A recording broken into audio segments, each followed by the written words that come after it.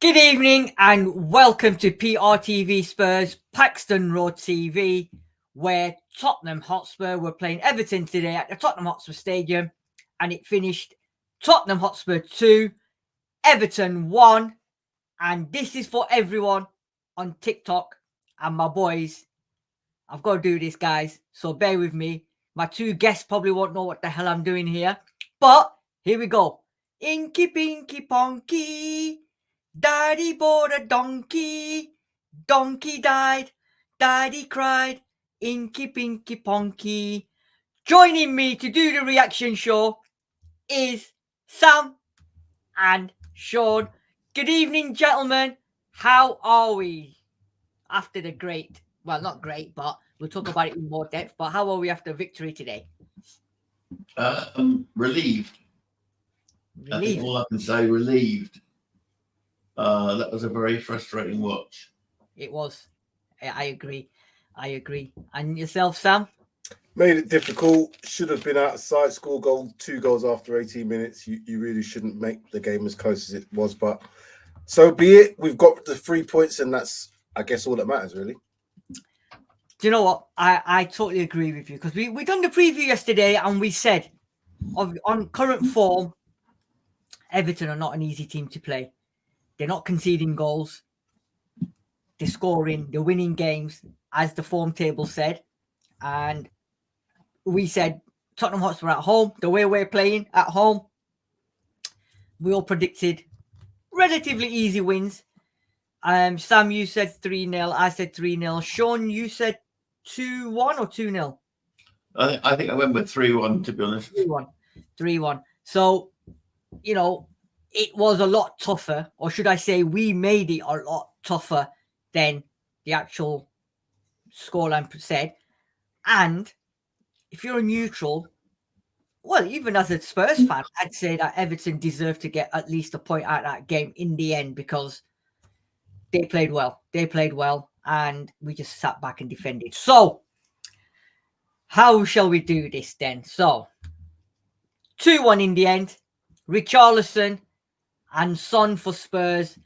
Gomez for Everton. Before I bring the stats on, guys, just give me your thoughts on the actual whole game, how it panned out, where you thought, you know, we done well, where we thought we didn't do well, and then we'll obviously do the possessions and all that stuff, and then we'll do the team. So starting with you, Sam, I'm assuming obviously you watched the game. What did you make of it? I think probably just it can be wrapped up quite quickly. We got goals early, deserved first goal, second goal again being on top. Everton, to me, looked like they were going to play in a certain way. They allowed us to have the ball in that defensive third. Looked like they were going to press in the middle third and then defend a little bit deeper if we bypassed their press, which is what we did. Got the goal from it. Really good finish from Richarlison. Really good move. One touch in the end. Son's goal came after, again, some good work in terms of keeping possession and getting the ball in that sort of area. But I'm not sure if it was complacency, whether or not Everton just decided to up the pace. Either or, you know, it became a little bit more difficult. As I said, I was seeing Darius, we have to go into this halftime 2-0 up as opposed to 2-1. If we'd have gone in 2-1, I don't think we would have won the game. I don't think we'd have lost the game, but I'm not sure we would have won it in a manner that, like I said, I don't think the manner was good in terms of how we won it, but you got to look at the players that eventually ended that game. Romero coming off at halftime has a massive impact on how you defend, knowing that Eric Dyer and Ben Davies are at centre back with Emerson Royal at left back. That's a real tough ask for anybody. So, yeah, 3 points and move on to Brighton. Spot on. Well said. Sean, your take on the game? For 25 minutes, we made a competition of it, and we probably dominated. But from 25 minutes on, there only was one team that was going to score, and that's what proved to be. From 25 minutes on to 95 minutes, whatever it was, Everton were the better team by a country mile. Do you know what? I don't know. First 25 minutes, like you both said, we played really well. Some of the passing, the slickness, You know, everything. It's like everything was just like switched on. The back heels, the flicks, and everything was running onto another Spurs player. We was creating, and then it was like, Christmas is coming, lads. We've got to give Everton a little bit. I think they felt sorry for them for the 10-point deduction. I don't know what it was. We just switched off, and 2-0. They always say is sort of a dodgy scoreline to have because so early in the game, anything can happen. And then they got back into the game half time, and we thought, yeah, no problem, guys, no problem. We'll go back in. They'll get a rollicking. We just didn't turn up second half, did we? We did not turn up at all second half. The passing was shocking. Some of them simplest passes in the world. They were making hard work. This defending from the back today in the second half, we just could not get the ball out, and then we got ourselves into a muddle, gave the ball away. Luckily for us, Everton didn't have the shooting boots on. Otherwise, it could have been. And that first goal for them, everybody else sat next to me and they said it was coming. And then we thought, here we go now. It's going to be a hard 20 minutes. It's going to be hard. And then the Romero stuff, and you know, it was not a good game to finish off just before the Christmas period. So if we look at this, I know it probably doesn't mean anything, but in terms of possession wise, 60% to Tottenham. Everton had 40%. 13 shots, Spurs. They had 18 shots, of which we had 6 on target. They had 8 on target. I can't remember. I don't know if you two can remember the last time a team came to our stadium and they had more shots on target and in general over us. Sam, can you recall that? I think we've had teams have more shots on us. I definitely think that's been a stat this season.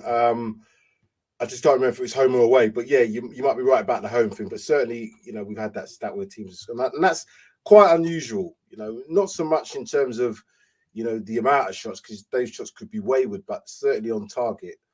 We can talk about that further anyway. Yeah.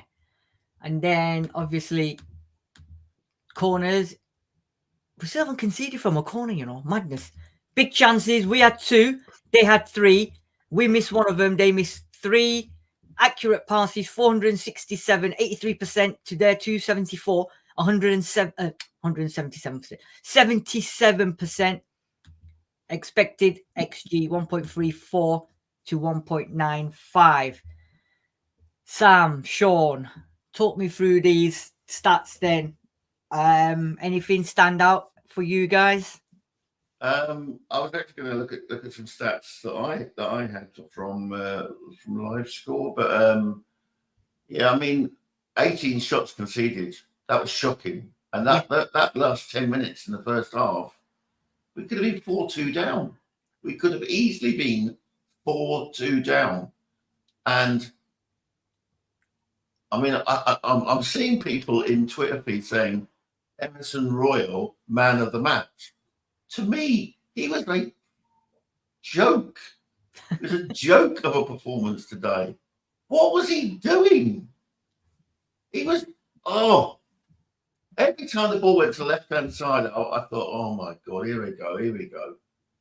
And, I mean, our left-hand side was like an open door, and I thought it was just, I mean, I think the one that's mentioned should have saves up. The number of saves Vicario had to make today.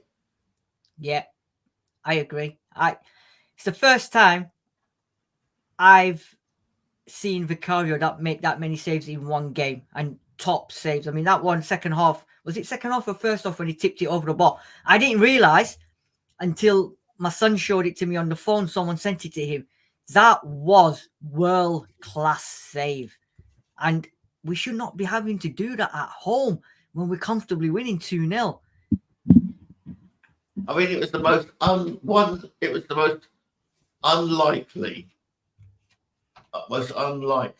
2-0 if you saw that half time. Yeah. It's just let me just get the statistics here. That's right. Yeah. Sam, what did you make of it? I didn't actually think Emerson Royal was as bad as all that, to be honest with you. I thought he actually played well. I don't think the defence, even if the stats show what they show, I don't think the defence was overly at fault for stuff. We gave the ball away. We gave the ball away so many times, cheap giveaway of possession. You know, we allowed them to press us. We allowed them to put us under pressure by not moving the ball quick enough, by dealing. Yeah, Sam, the ball has been given away. Hold on. Yeah. Well, like I said, as I was saying, that was down to Everton putting the pressure on. Now, what we've got to look at is Emerson Royal on that left-hand side. Yeah, he's not a left-footed, left-sided player at all. But I have to give him credit. If you're playing on that side, particularly the second half, when we had Dyer, we had Ben Davis, which Ben Davis is a mismatch for Calvin Lewin. As I said, from a defensive point of view, from a physical perspective, we didn't concede a goal from a cross. All Everton kept doing was throwing crosses in. Now, again, we got away with one. I'm not saying we didn't get away with one, but the amount of crosses that they kept throwing in, and we did deal with them. And I was actually thinking they're going to score from a header here. Yeah, the goal didn't come quite directly from a corner, but it was off the back of that. But again, you know, could Skip have got a touch? Maybe. Might have gone on the goal anyway. Yeah, so that goal was a little bit fortuitous as well, although it was a good strike. But yeah, you're right. Everton had enough chances to get the goal. I just think we made it easier for them by giving the ball away so easily. And do you know, you're talking about the passes, yeah, Sean, Sam. They were. I don't think Emerson Royal was a culprit in that. Ben Davis gave the ball away so many times in that second half. And when I mean give the ball away, simple passes that they were just, I don't know what they were doing from the back when Vicarious passed it out to them. And they were just needlessly giving the ball away. And you're like, what are you doing? It's a simple pass. Make the pass. But it just wasn't happening. And it was happening time and time again.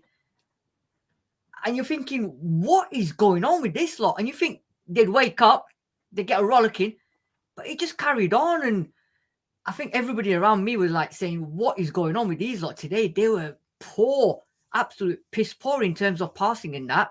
Brendan Johnson, for me, had a really bad game again today. And obviously we'll talk about the other players. Sean, you was going to look at some stats. What was you going to look at? Well, they had more shots on target than us. They had more shots than us. They had more. Yep. They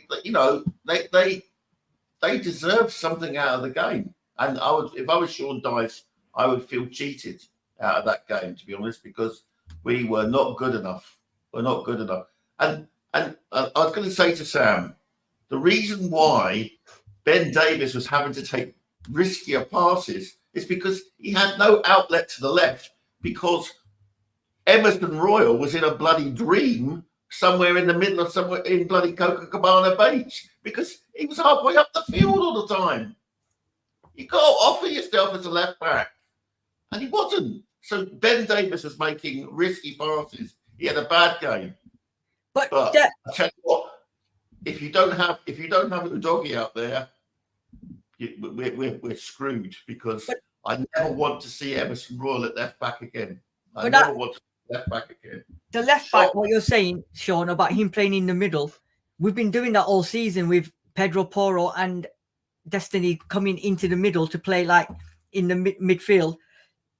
And it's happened week in, week out. It's not the first time, because we've always got cover to cover him. So it's happened week in, week out. And yes, Emerson Royal was put in there for a reason, obviously. And we discussed that on the preview show, that he's not going to put Davis back.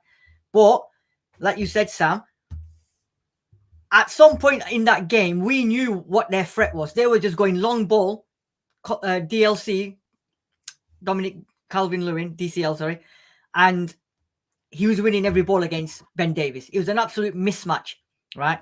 Emerson Royal, yes, was decent, but at some point, do you not think he should have thought, well, let me put Davis left back and put in Phillips coming in as a centre-back, because he's got height. Then you would have had height, but obviously our manager knows best. And as far as I'm concerned, we didn't play our best. We've got 3 points. And at the end of the day, like my boy said, who gives a shit when people are going to look at that, it's going to be 2-1 Tottenham, 3 points. End of. True. Like I said, I don't think we played defensively well. But again, I'm gonna defend the Emerson Rawlings today. The big chances that Everton had today didn't come down the right-hand side or our right-hand or their right-hand side. Dan Juma created loads of opportunities on that left-hand side. He crashed the crossbar stroke post on the left-hand side. They got in the last few minutes of the game on that left-hand side. It was a poor performance defensively, but we can't lay the blame on him. I'm saying that because I watched how he played. He did enough in terms of, getting his body in the front. He got situations where he was getting free kicks. The problem we got is we gave the ball away. And giving the ball away at any level of football is going to cause you problems. And that was both in the midfield, that was both in the defensive area, that was even in the front area. We didn't take care of the ball. If you don't take care of the ball at any level of football, you're going to give players opportunities to spring quickly. Now, what Everton did well, they said, right, flipping out. Again, loads of teams have done this to us this season. They can't win a game of football, but what they can do is they can put you under pressure. That coupled with a bit of complacency after 20 minutes of thinking, and I thought the same thing, 2-0 here, as I said in the previous day, we're going to win this game by 3 goals. And that should have been the case. But you can't allow teams just to think, oh, well, we can just do what we want. You can't. Sometimes you have to play football in a way which might not suit what Ange Postecoglou wants. And what I say by that, we took some real risk, and that's the risk and reward. We got away with it at times when we played through them. There was a couple of opportunities, I'm doing this, but I understand that's how we play. So if that's how we play, we have to accept, we have to minimize the amount of mistakes that we make. But ultimately, the players on the pitch, they're not our best players. And to be honest with you, I'll take them 3 points all day long, but we have to improve. And certainly the next game we play, we're going to be playing against a team who I think are going to have more of the ball than what Everton did. And if they have more of the ball in terms of the same amount of possession and the same amount of opportunities to score, it might be a different game away from home. That's all. This comment by What's the Point FC. We simply don't like being pressed. We can't handle it, and we got lucky today. But thank goodness. That's all the team have done. Every single team that second half have made a mark. Aston Villa did the same thing to us. Second half, they just changed up. West Ham did this. There's a pattern emerging here of how. Now, again, I'm going to put it down to a couple of things. Our first team is not available, but the risk and reward that Ange Postecoglou set, which, again, we have to stand back and admire, gives teams opportunities. The better teams. Now, I've watched that watched the Liverpool-Arsenal game. We give opportunities like that to them teams, we're going to have to come away and think stuff. We're going to have to outscore them. We can't always outscore them with the players that we've got currently, but I'm confident once we get through these next 3 games, we might be in a better situation with some of the players that are due to come back. It's hard. Yeah. It's tough now. Yeah. Sean? Yeah. What? I mean, obviously, David's comment here is, why the hell do we care if Everton deserves something from the game? I couldn't care less. It's up to Ange to show the players the film and kick ass to put the things right. Like Sam said as well, teams are coming to us, at our stadium. We're scoring. I think if I'm right, actually I am right. We're the only team now in the Prem to have scored in every single game this season. Nobody else has scored in every single game. However, we're getting our goals quite early at home, and then we're making ourselves go under pressure. Yes, we've got players injured, but with the team that comes out, they're not first choice players, some of them. But surely we need to start keeping the ball better and stop putting ourselves under pressure. Yeah, the passing was not good.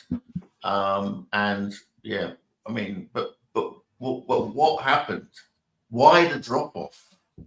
Why the drop off? I mean, it was, there was no response. There was no response at half time. I expected them to come out in the second half and be better.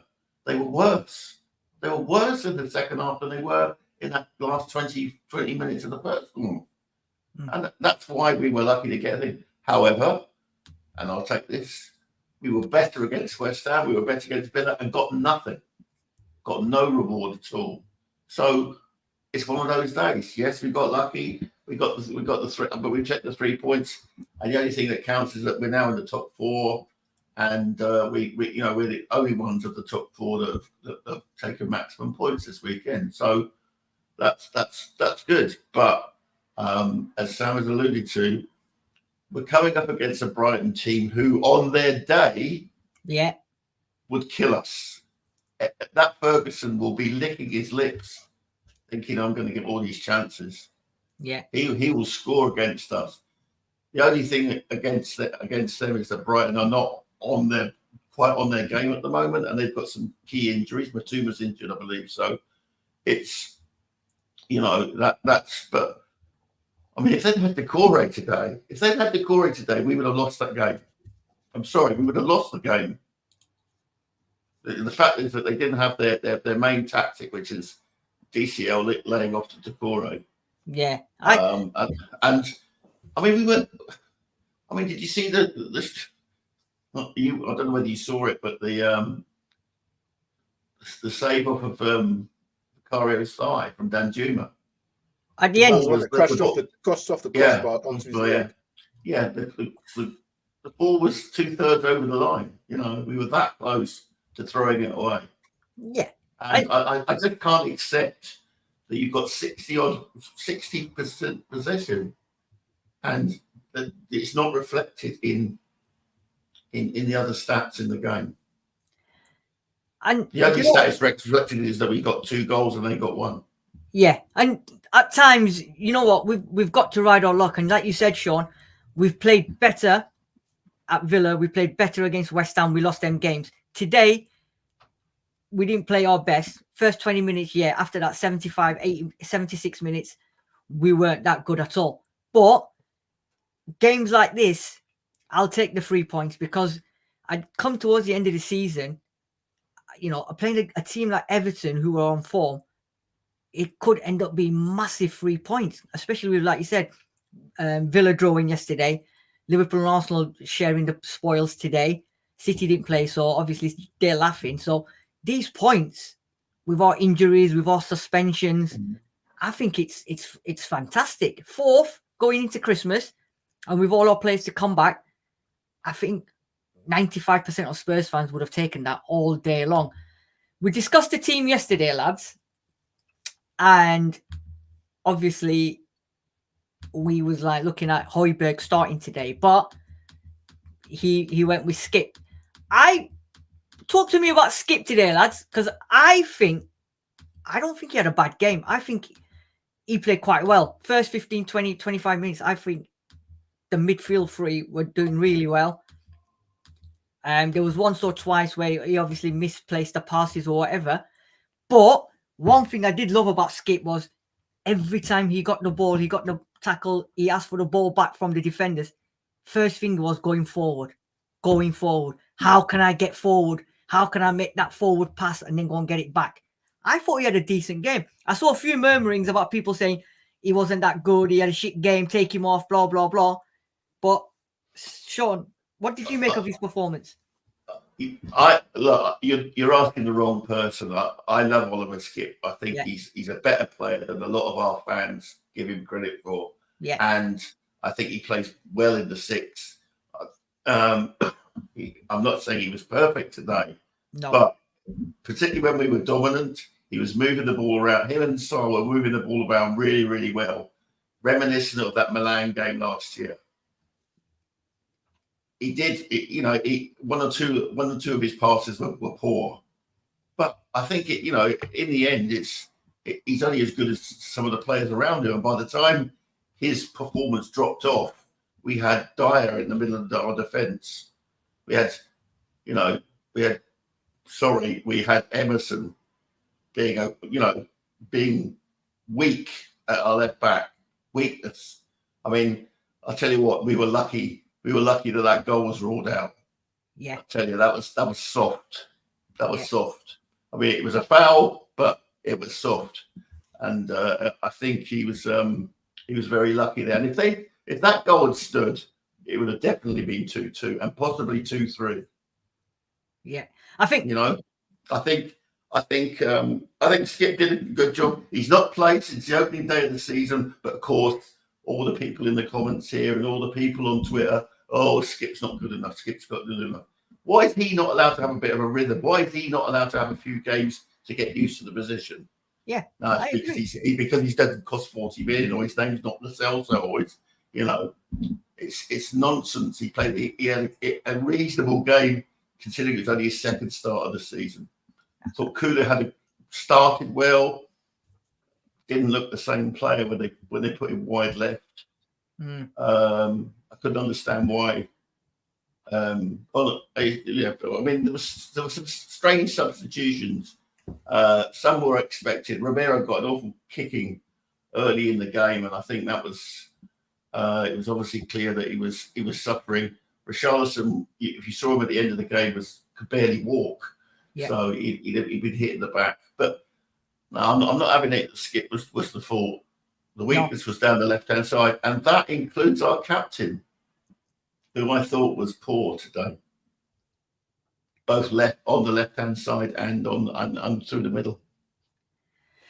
Sam, what did you think of Skip's performance today? I think he's one of people look at different things in football. He played the number 6. I thought he played it really well. The problem today wasn't about possession. We had 60% possession. The problem wasn't about where that player was, because I think they dovetail well, him and Sarr. The problem is he's giving the ball away and needlessly creating opportunities for the other team to get more life into them. That's what we did more often than not. When you're doing that, the team starts to press a bit more. If we're playing the sort of game that we play, when you're asked to keep the ball under extreme pressure to then find the next man, you're going to make mistakes. That's what happens. So I'm not going to get to a player on his case and say, you're never going to make a mistake. But sometimes the mistakes are unavoidable. The simple passes on. We've seen that this season where players have tried to make it complicated. Højbjerg came on and did it again today. He played a nice little pass, but then he'll overcomplicate it by trying to do something else. Got to cut that out, because this is going to allow teams. We're always going to give up opportunities. So for me, Skip and Sarr, I thought worked really well. You said it right. When Kulusevski had to go to the left-hand side, I thought Johnson didn't have a great game today. I thought he was wasteful. No. I thought he wasn't strong enough. There was opportunities when I thought he could be stronger physically. He went up for a couple of headers today, whether it's because of his injury that he's got. He didn't look like he wanted to head the ball. And I think he should have been the one to come off. Put Kulusevski to the right, bring Lo Celso on, then he might have had a bit more control. So there was things in the manager that he did that didn't quite make sense, but was he forced into them? The Richarlison thing was definitely forced onto him. The Romero thing was definitely forced onto him. So you have to take all those factors into consideration. And we'll do that when we watch Match of the Day later, and we'll go, you know what? When they show the highlights, you'll see the good chances, the guilty chances that we had in terms of getting the ball in the right areas, and Match of the Day will condense that. And I'll be actually thinking, yeah, we might not have deserved to win that game 3-1 or whatever, but I think we'll look back at them 3 points, bearing in mind we've got 2 more games and that 1 day difference, because Brighton, I think, played tomorrow today. Did they play tomorrow? No, they played Thursday, didn't they? They played already, didn't they? Yeah. But we've got that extra day as well, because we don't play until after Boxing Day. So that might play into our hands to be able to get a little bit more rest as well. So, yeah, I'm not saying we're overly happy, but I'm certainly taking 3 points all day long now and move on to Brighton. Do you know what? We've got to talk about Johnson, right? I think he was terrible today. I think he was terrible. And I think, and somebody said as well, he's a little bit too lightweight. I don't know if he's shy, because there was 1 or 2 challenges in that second half, I believe, where you could see if he went for that ball, he gets it, but he sort of shied away from it and didn't. And Everton ended up getting the ball, which was quite weird. And then when they done that swap for Johnson, I mean, every substitution, I went, Johnson's got to come off. Johnson's got to come off. It's got to be Johnson. It's got to be Johnson. And in my head, and the people sat next to me, we was working out what position, who's going to go where, because Johnson's going off. And then he didn't go off. And then when he made that switch from left to right with Kulusevski, the guy next to me goes, oh, they've just swapped flanks. And I said, yeah, Johnson swapped over to the right so that it's easier for him when he gets substituted to go to the tunnel rather than walk all the way around the pitch. But never happened, and he never got taken off. So I don't know. And what Dinosaur saying here is, panel, what role does Ange want Johnson to play? Sean, what role does Ange want Johnson to play then, in your opinion? I think he wants him to play right wing. I think he wants him to play on the wing and get to the byline and cut the ball back. That's the classic Postecoglou, goal from his time up here at Celtic. Yeah. To that's what he wants, and he's not getting it. I think Johnson was psychologically. I think he was scared today. I think the fact that he's 16 stitches in his head was, he was not confident, and that confidence was it allowed his fullback to get on top of him. Having said that, he had a perfectly good role in the Richarlison goal. Yeah. And if he'd scored that chance himself, would have been 3-0 and game over. But yeah, he was a weak point today. I felt Richarlison was having to come too deep because I think he felt that we were losing the game in midfield, and he had to come back and help out. And that's not what we want from Richarlison. I want him where he was, like when he scored his goal. But there you are. I mean, that to me says a lot about Richarlison. Richarlison being a team player, and let's see what we can. Let's see that we can improve on Thursday. But I mean, the fact that Postecoglou's post-match press conference was 4 minutes long, and you could tell that he was angry that he was doing it. He knows that we got away with one. Yeah. I think the players will be told you got away with one. Yeah, agree. Sam, what do you think then for Johnson in terms of position and, because I tell you one thing today, I don't know if you guys have seen it, first half. Hold on, was it the first half? Yeah. Amount of times he was stood on the right, all on his own. Acres and acres of space.